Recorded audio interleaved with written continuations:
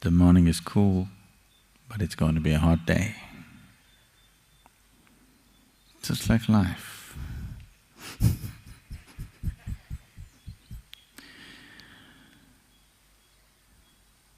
You don't go by what's there now. What's there now is all important in terms of experience. But what's there now is not an indication of what's going to be. Definitely not.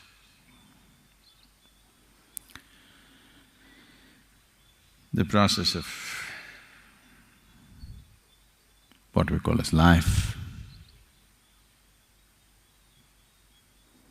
most of the time, except a few nasty mornings, most of the time it starts off well. At least for you, not for your mother. At least for you.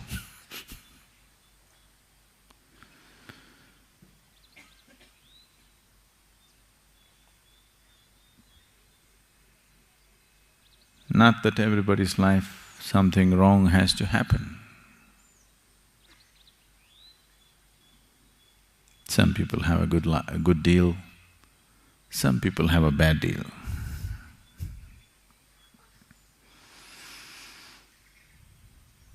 With the family, money, careers, business, partners that you choose, children that you bear, and various other social, financial,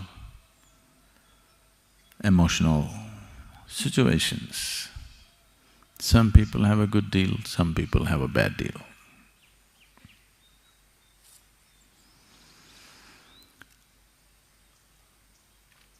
Good deal or bad deal is not the point. The point is this life serving the purpose of you moving on? Because no matter how much you try to settle yourself into the comfort of what is there right now, there is something within you longing to be something more. No matter how much you think you've given up everything, you renounced, or you become lethargic enough to live in a limbo, something within you wants to be a little more, and something, whatever you know best.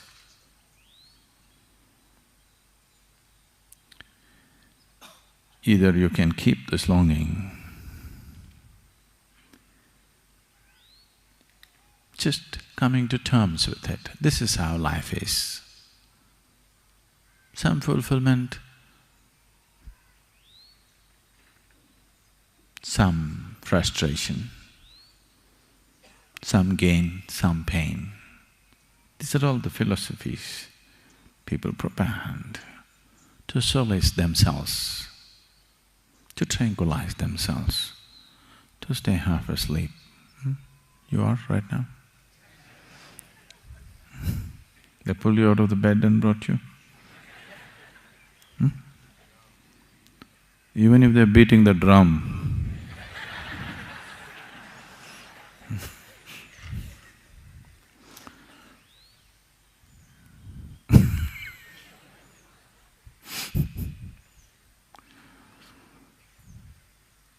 are you fully alive?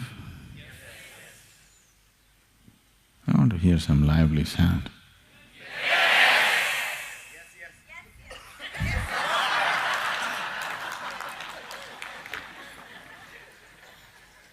So whenever I ask you, are you on? You say,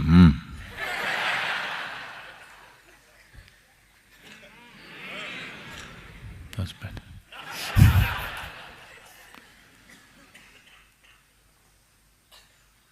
So,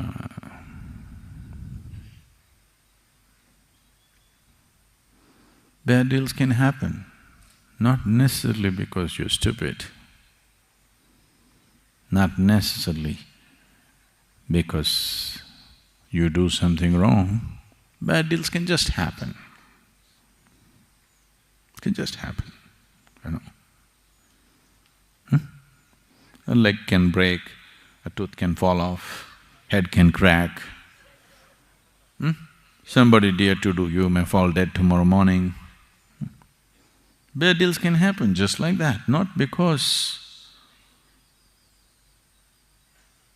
of a mistake, not because of something, it can just happen. It's happening to somebody every day. Every day, somebody is having a bad deal, isn't it so?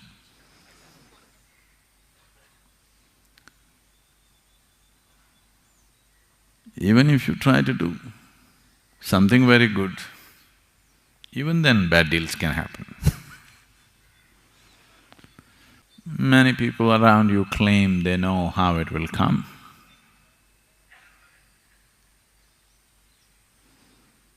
They wrote it on a paper, they gave you that horoscope. That horoscope which told you that this was the right man to marry.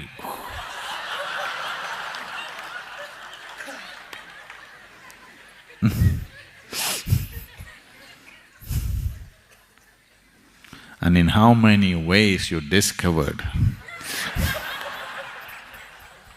How many ways?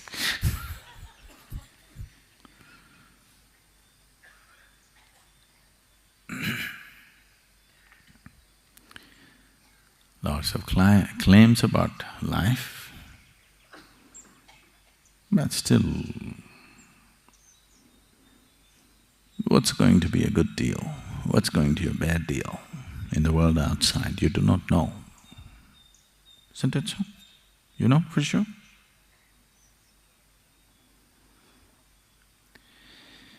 So, if you have substantial experience of life, when I say substantial, for most of us one is not enough. When we are reminded that there has been a substantial experience of life, going through the same game over and over and over again, then you will not long for immortality. You will want to see what's beyond life. Oh, is this because there's something wrong with life? No, nothing wrong with it. It's just that it's limited. But there is something here which does not like the limited.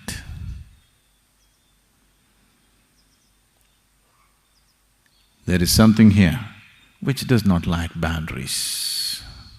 There is something here which will not settle for anything less than the boundless.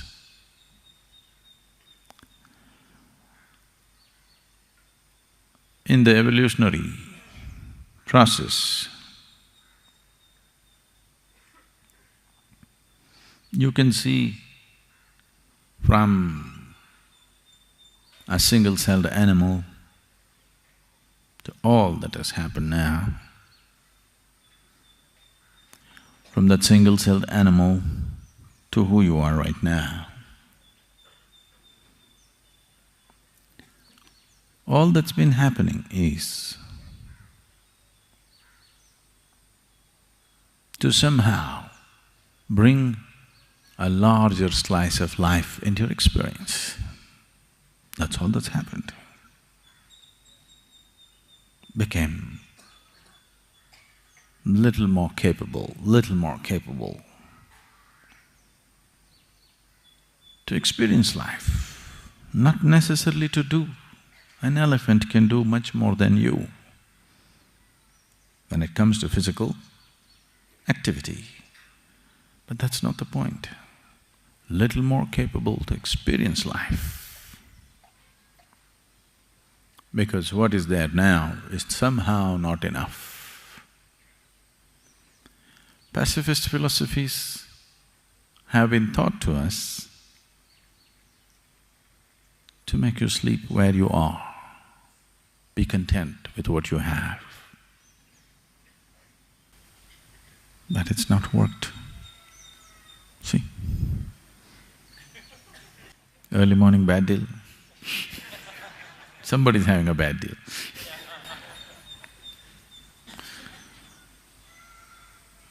See? Somebody's sure having a bad deal.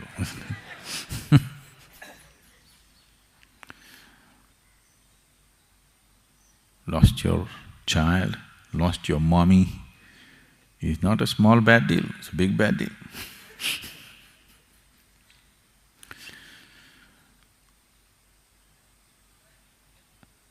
But how we experience the process of life is now, for the first time as a human being, it's in our hands. Never before it was in our hands. In the process of evolution, all these millions of life forms that this might have gone through, in none of those forms we had the freedom to choose our experience. Even now, we don't have absolute choice to choose our situations, but we have been given the freedom to choose our experience. Whatever kind of deal,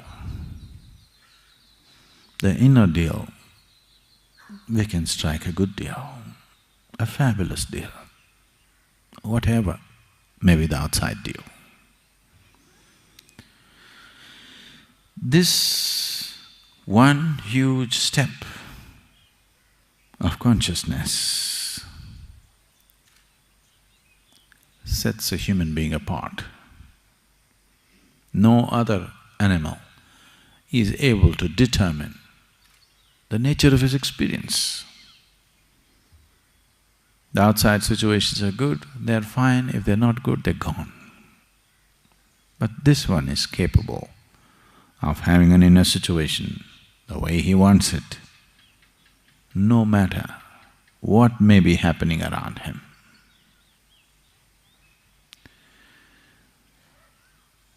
This ability, once this ability has come, if you exercise the choice of being conscious, it's a benediction. If you do not, it is magnified misery compared to any other creature on the planet. No other creature on this planet suffers the way a human being suffers, isn't it so?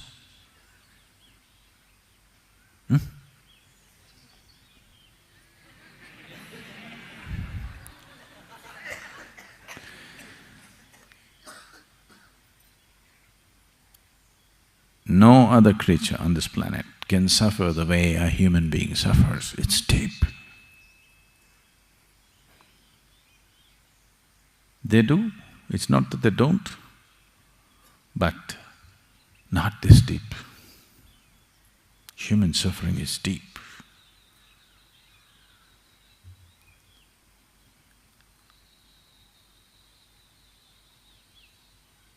This suffering is as deep as it is.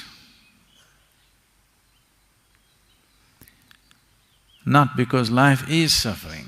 A lot of people have come to this. So if life becomes very sweet and beautiful within you, the experience of life, the more blissful it becomes, more the longing for transcendence. People are always thinking, the suffering will seek. No. Those who are suffering, if you dangle a little bit of pleasure here, they will run after that. It's only one who is absolutely blissful, who will go straight on the path because nothing bothers him, nothing interests him. He's already in the most pleasant way a human being can be. Now he wants to go beyond, nothing else.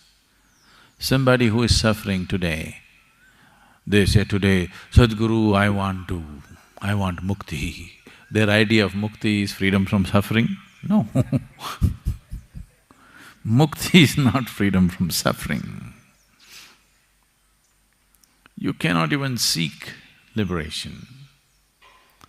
If you are in some state of suffering, if you are suffering, all you will see, all you will seek is the sweetness of pleasure and happiness, nothing more. Because people went on talking about or lived their life and made their lives an absolute suffering, that is why this whole idea of heaven. Heaven is a bloody perverted place. For sure, isn't it? No? You heard some stories about heaven, how it is? You have or no? It's a bloody perverted place, there's no question about it. No sensible human being would ever want to go there.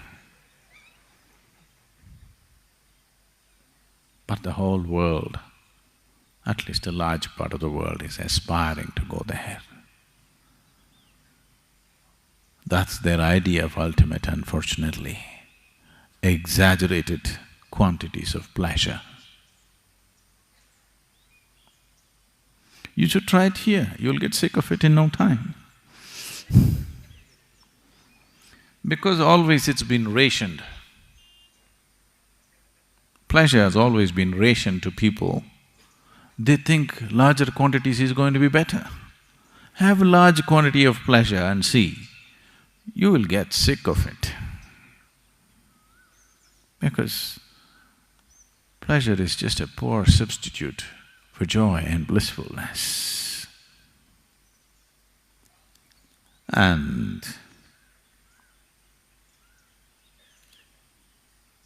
this whole game of good deal, bad deal goes beyond life. Hell and heaven is just good deal and bad deal. Even when the deal is good, you can still suffer, isn't it so? Are you not capable?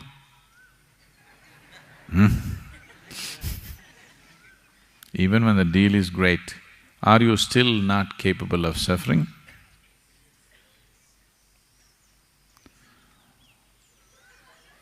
So if I export you to heaven,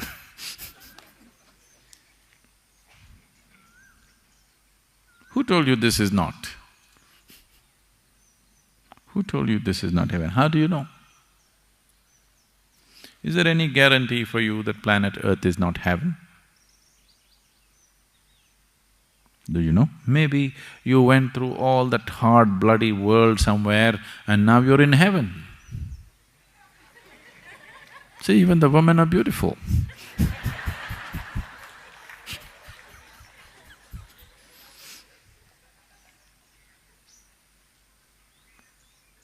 It could be heaven. No?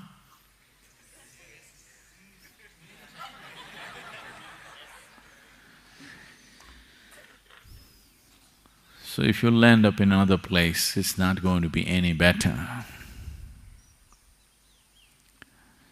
This silly idea they have sold for a few thousand years,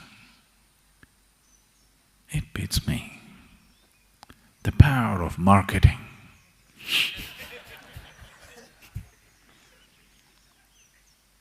It's just impossible, you know, the power of marketing.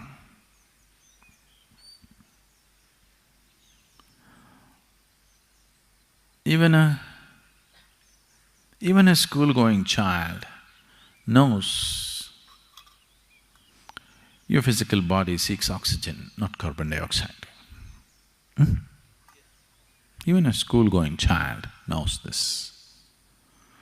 But see, they can pump carbon dioxide into a bottle and make you believe that's the best thing to drink on the planet.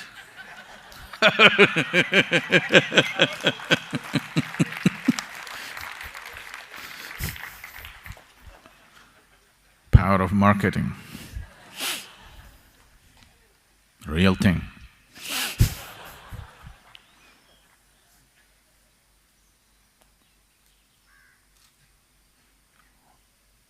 it is only the Indian farmers who found out the real purpose of these drinks, because they started using it on the plants. Plants like carbon dioxide. It's only the Indian farmers, the Andhra Pradesh farmers, who did the right thing with the real thing. They sprayed it on the plants and they found it works.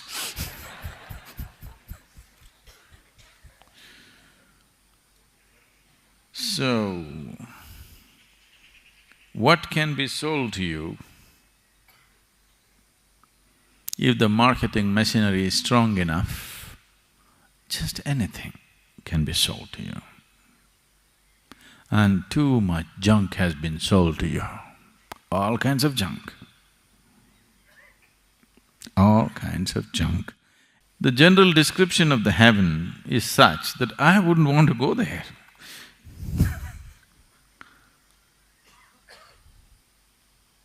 You want? Even if it's real,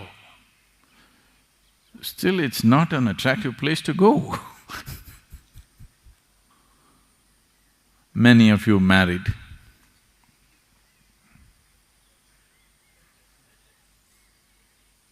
"12 wives, you want?"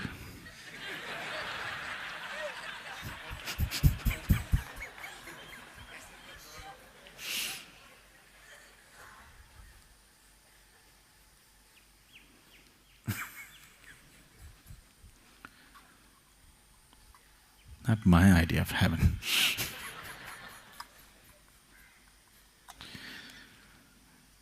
So, definitely, this was concocted in a truly perverted man's mind.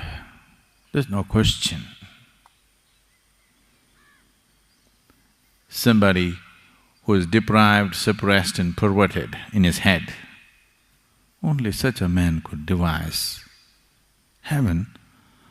And unfortunately, uniformly across the world, the general description of the heaven just about amounts to the same things. The numbers vary, of course, depending upon the female population who make it to heaven but about the same things. So the most perverted in any population, they are the people who thought this up. And because the perversion, when you're perverted, it gives you a tremendous sense of energy, always. See, if the policeman had as much energy as the criminal, there would be no crime. Policeman wants to go home and sleep, but the criminal is wide awake. Any kind of deviation from normal course of life process gives you an exaggerated sense of energy always. You become fanatical about something. You will see, you will have an exaggerated sense of energy.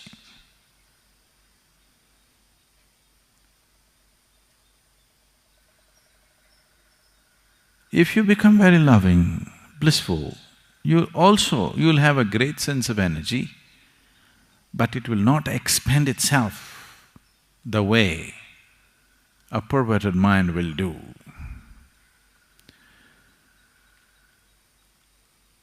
And these people with great energy, and they went about selling it. You sell the same product to the whole population, you never deliver it. This is great.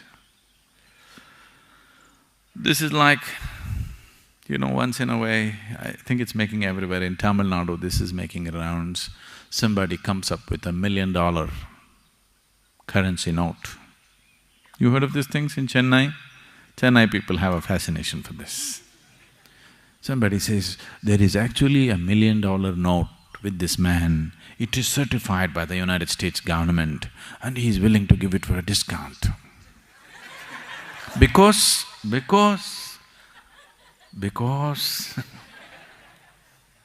he's going to give away $1 million for just 50,000 rupees. Because he loves you. And above all, he doesn't care for money. He just needs only 50,000. He does not need $1 million. Plus he's in a hurry. His wife died yesterday. Today he has to cremate. Some fabulous story. And if you pant $1 million, nothing, no great loss will happen, you'll just lose 50,000, that's all. After all, you must take that much risk in life, isn't it?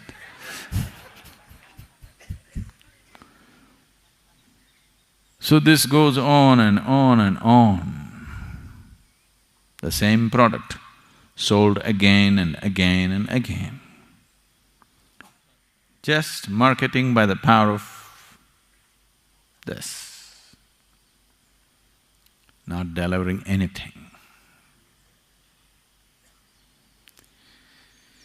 So you know all the… the Madoff job. You don't know the Madoff job? No? Okay. I won't go into the financial con jobs of recent times. Simple thing, keep a cycle going. As long as the cycle is going on, great businesses can be run without doing anything as such. Collect money from 100 people, only 10 people are due to be paid today. Pay these 10 people, what's the problem?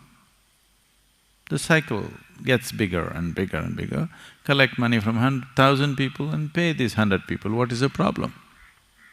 You don't have to do any business. You can just keep it going like this.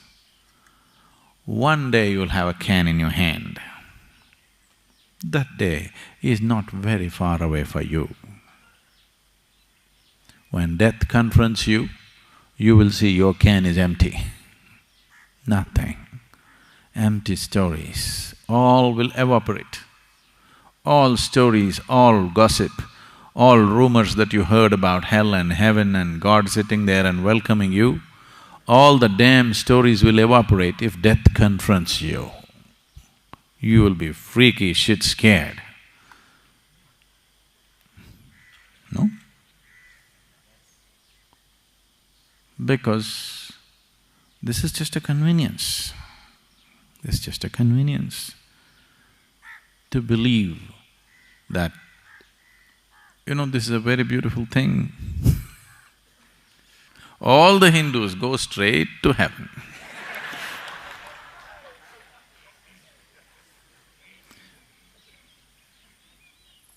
If anybody dies, we never say he died, we say he reached heaven. Yes?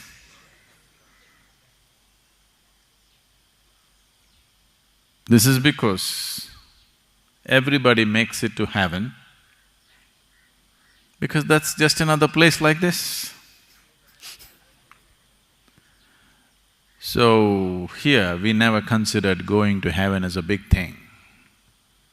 We said if you become free from the process of heaven and hell, only then it's a big thing. Going to heaven is not a big thing. If you're born in India, you go straight to heaven.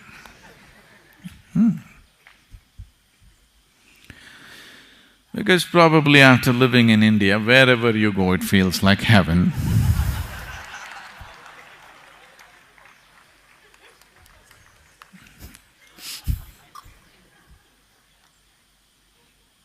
A lot of people are living in such conditions that wherever you send them, they'll think it's heaven.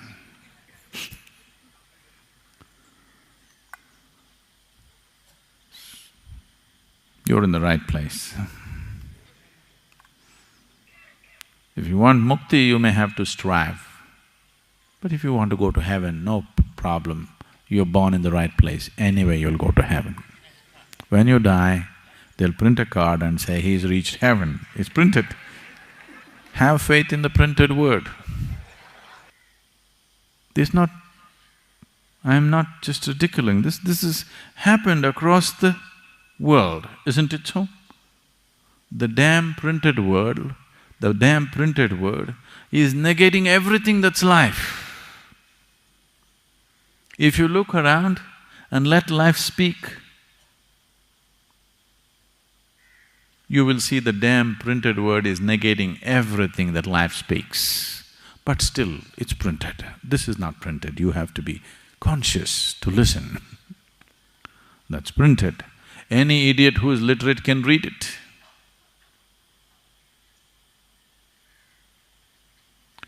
Literacy doesn't take intelligence, isn't it? Does it?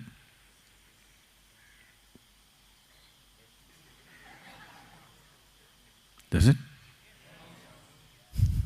They're saying,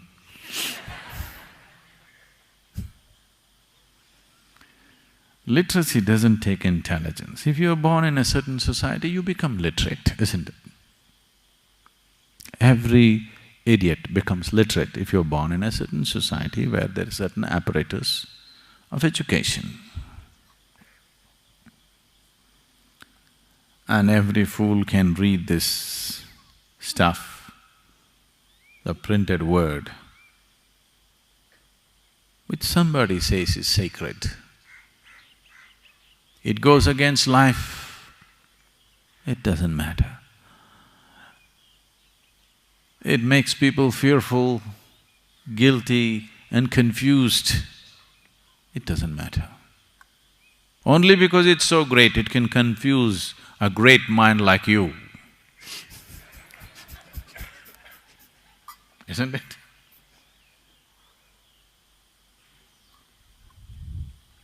No.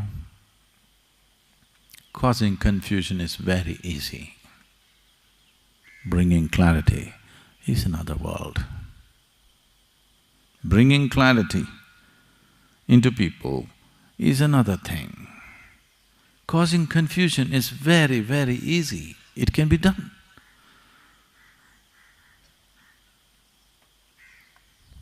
You just go up to somebody, say, do you see the tree, how blue it is? Say, what? What, don't you see? It's blue and don't you see the pink fruits?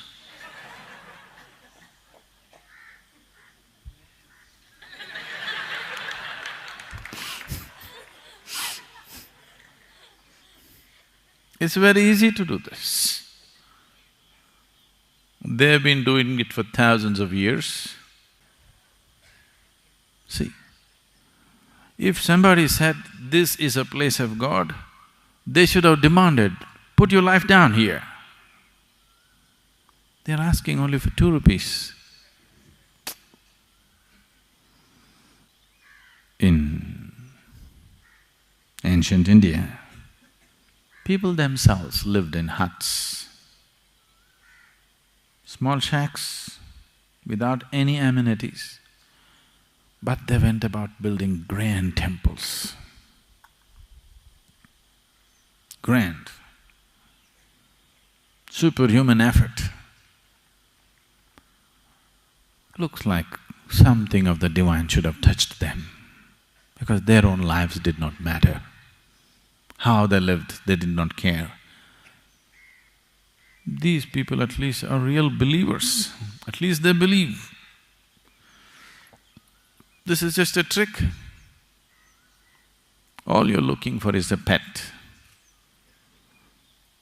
but a heavenly pet.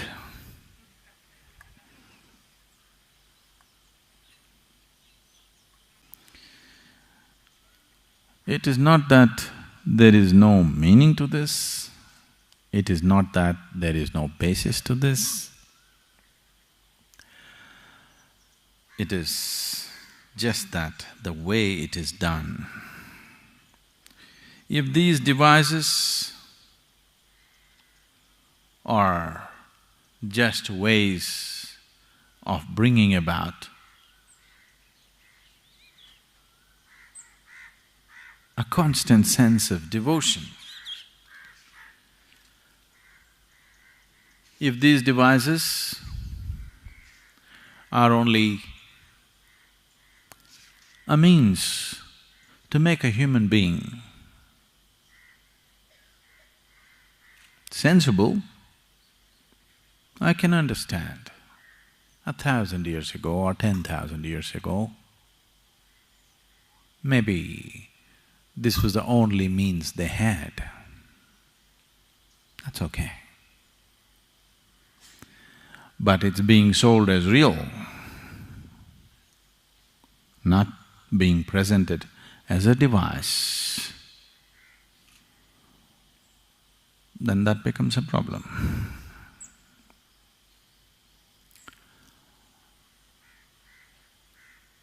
So what is this whole search?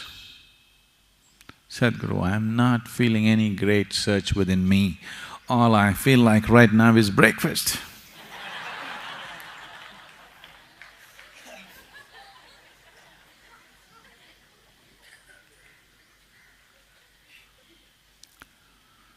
Yes.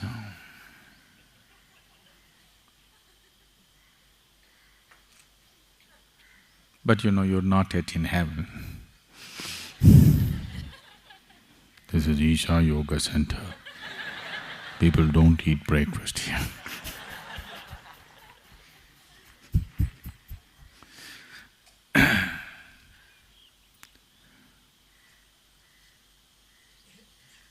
Why can't we just enjoy the mundane? In every little thing, why can't we find pleasure and joy and just do it? You must do that. If you cannot even do that, you're no good. You're no good for anything. If you cannot enjoy the sunrise, if you cannot enjoy the breakfast that you eat, if you cannot enjoy the air that you breathe, if you cannot enjoy the earth that you walk upon, you're simply no good for anything, because even birds and animals are doing it. Yes? So, if you're not even able to do that, this is sub-animal state. I believe that many of you managed to do that. So we are seeing what is the next possibility. Because there is something within you which longs. Either you put the longing to a little bit of sleep with too much breakfast, or you've confused the longing by creating false longings. See, whatever a human being is seeking, whether you're seeking money or you're seeking pleasure, you're seeking food, starting from the fundamental of food, because food is the first thing that you cried for when you were born, isn't it? See, that child you heard some time ago, he's been brainwashed, conditioned. Now he cries, "Mummy." No. First when he cried, first when you cried, food. Isn't it so? Even now, it's food that you're crying for, but it comes through mummy.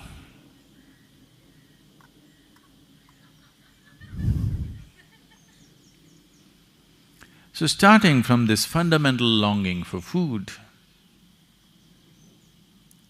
what is the longing for food? One thing is the physical hunger, nourishment, but beyond hunger also you're eating, isn't it? I can see.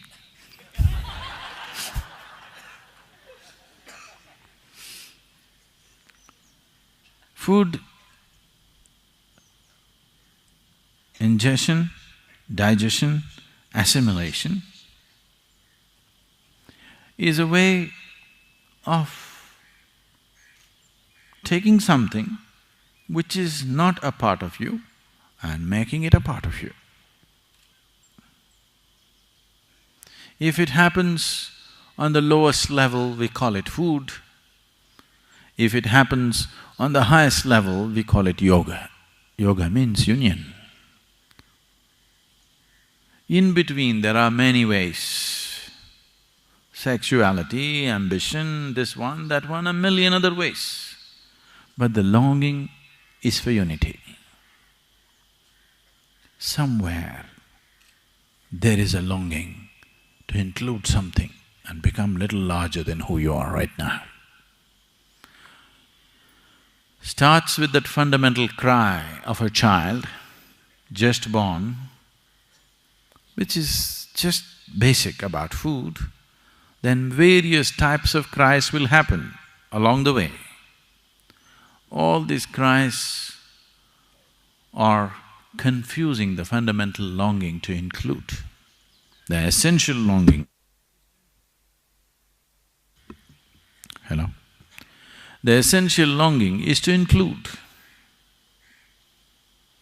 By eating, by possessing, by conquering. These are all the crude ways of doing it.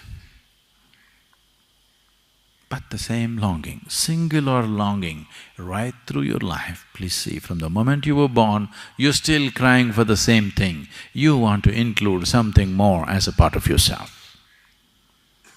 All I'm telling you is, don't go by installments. Nobody ever does it that way. You cannot count. I think we can do it. We have 2 full days. All of you can start counting right now. 1, 2, 3, 4. I'm sure by Sunday evening we would have reached infinite if we do it incessantly. No? 2 days, non-stop counting, 48 hours. I think we can make it. Oh, you are a problem. 2 days of counting will get you to infinite? You do 1,000,000 years of counting, you will not get there. You're longing, whatever the longing for, whether it's for food, it's the pang of hunger, or lust, or ambition, conquest, it is the same longing. If you bring little more consciousness to this longing, you will see this is not what you're longing for. What you're longing for is inclusiveness. So you can confuse the fundamental longing with variety of things, running after this for 5 years, running after that for 10 years, running after another thing for 25 years. Then, when you're still wanting to run, it's gone.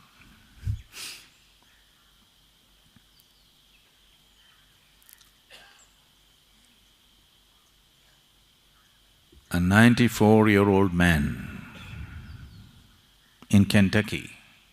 You know what's Kentucky? These are people who breed horses.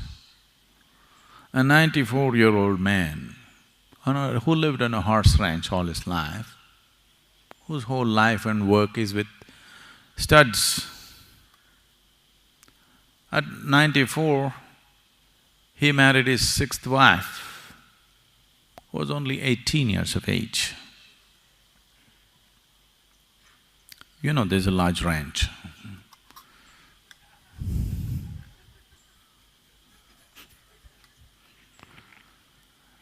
So,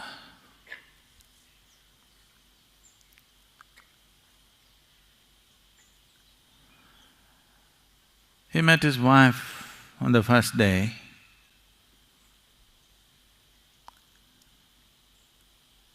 and then he asked her, "See, do you know what we are supposed to do?" It is like Adam. "Did you talk to your mother? Did she tell you some facts about life?" She said, "No, I did not speak to my mother. I do not know any facts about life." Then he said, "I think I know, but I've forgotten."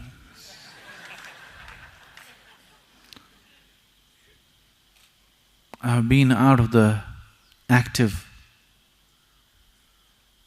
involvement with the range for the last 10 years and I've forgotten. You've forgotten, but still the pattern has not stopped. Many things are just like this with life. You have forgotten that the only longing is for inclusiveness. Here and there, whatever comes your way, you want to grab and include, little by little, piece by piece. You will not get the cosmic, you will not get the existence that way, piece by piece. It's too many pieces.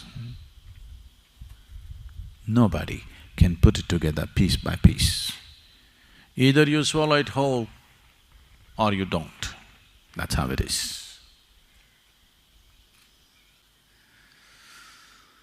As I told you yesterday,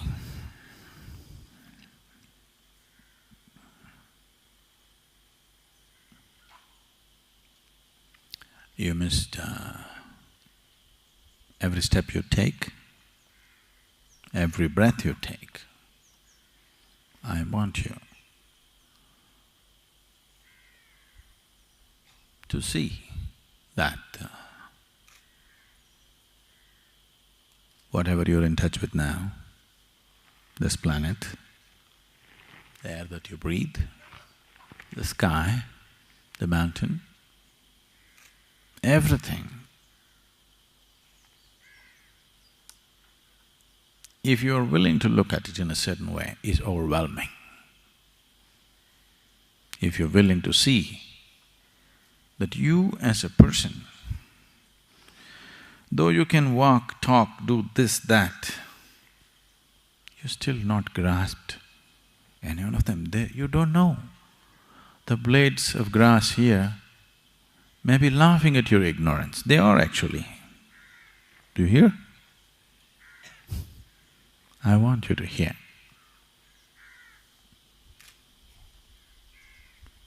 Because that's how it is. Everything here knows life except the human being. Because he was given the power to transcend life, he has chosen to go under.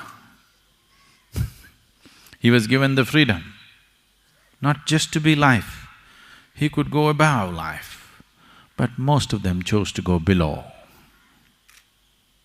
They're not even enjoying life as a tree is enjoying life. It only suffers if it has a bad deal.